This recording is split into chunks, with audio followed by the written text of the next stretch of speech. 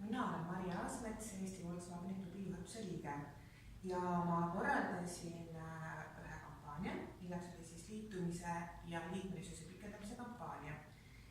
See kestis siis 15. oktoobrist kuni 30. novembrini.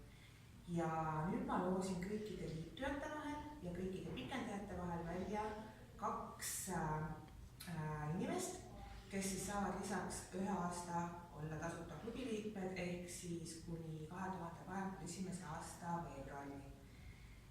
Kuna liitujaid oli oodatust vähem, siis ma alustan nendega.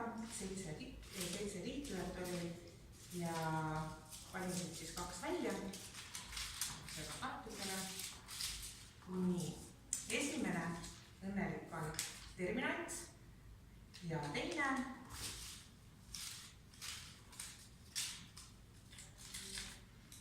Sander SPS.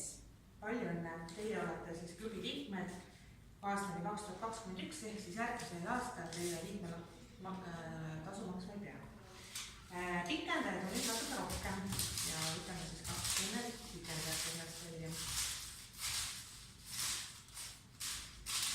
Nii, esimene õnnelik on Veeanno, miks ma imestan?